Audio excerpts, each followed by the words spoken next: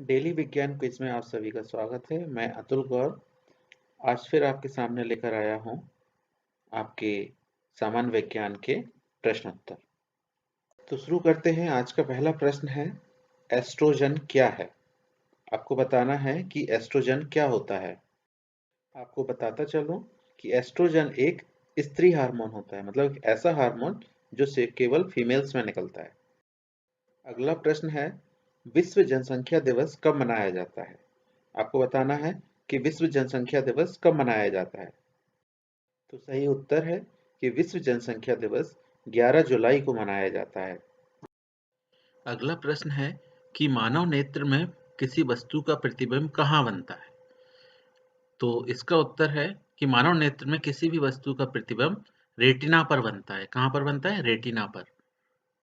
अगला प्रश्न है कि सूक्ष्मदर्शी में कौन सा लेंस उपयोग किया जाता है, या फिर सूक्ष्मदर्शी में कौन सा लेंस प्रयोग किया जाता है। तो आपको बता दें कि सूक्ष्मदर्शी में हमेशा उत्तल लेंस का प्रयोग होता है।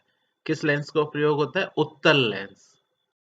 आपका पांचवा प्रश्न है कि एक कोशिक जीव का उदाहरण बताइए। मतलब हमें एक ऐसे जीव का उदाहरण बताना है जो केवल एक कोशिका से बना होता है। तो इसका सही उत्तर है अमीबा। अमीबा केवल एक कोशिका का बना होता है। छठवां प्रश्न है कि समान रचना एवं कार्य वाली कोशिकाओं के समूह को क्या कहते हैं? मतलब आपको बताना है कि ऐसे समूह को क्या कहते हैं जिनकी सभी कोशिकाएं रचना में भी एक समान होती हैं और कार्य भी एक ही करती हैं। इसका सही उत्तर है ऊतक। ऊतक उस समूह को कहते हैं जिसकी सभी कोशिकाएं एक समान कार्य करती हैं और उनकी संरचना भी एक सी होती है। अगला प्रश्न है कि फलों को पकाने के लिए कौन सी गैस उपयोग की जाती है? तो इसका सही उत्तर है कि फलों को पकाने के लिए एथिलीन गैस का उपयोग किया जाता है। आज का आठवां प्रश्न है कि कोशिका के किस भाग में कोशिकांग पाए जाते हैं? तो कोशिका के सभी कोशिकांग जीव द्रव्य कला में पाए जाते हैं। नवां प्रश्न बहुत ही महत्वपूर्ण है कि बॉक्साइट किसका अयस्क होता है? आपको बताना है कि जो बॉक्साइट है वो किस धातु का अयस्क है। इस प्रश्न का उत्तर है एल्यूमिनियम। जो बॉक्साइट होता है वो एल्यूमिनियम धातु का अयस्क होता है। अगला प्रश्न भी धातुओं से ही संबंधित है कि धातु का तार बनाने का गुण क्या कहलाता है? आपको बताना है कि जो धातु से हम तार बनाते हैं उसको कहते क्या है उस गुण को। तो आपको बता दूं कि धातु से तार बनाने के गुण को हम तन्यता कहते हैं। क्या कहते हैं? तन्यता। किसी तल पर लगने वाले अभिलंबवत बल को क्या कहते हैं?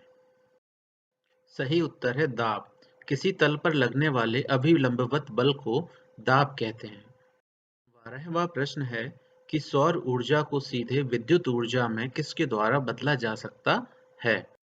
इसका सही उत्तर है कि सौर ऊर्जा को सीधे विद्युत ऊर्जा में बदलने के लिए सौर सेल की आवश्यकता होती है। अगले प्रश्न में आपको एक ऐसे जीव का नाम बताना है जिसमें बाह्य निषेचन होता है। तो इसका सही उत्तर है मेंढक। मेंढक एक ऐसा जीव है जिसमें निषेचन की क्रिया शरीर के बाहर होती है, अर्थात बाह्य निषेचन होता है।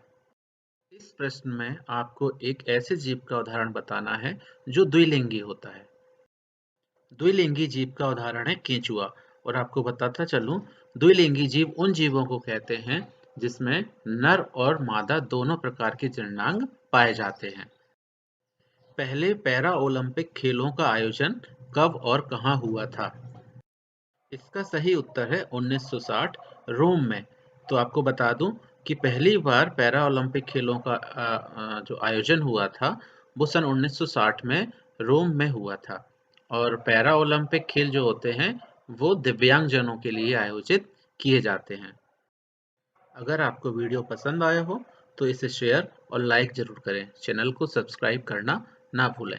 मैं अतुल गौर जल्द हाजिर होऊंगा विज्ञान के कुछ और रोचक प्रश्नों के साथ। धन्यवाद।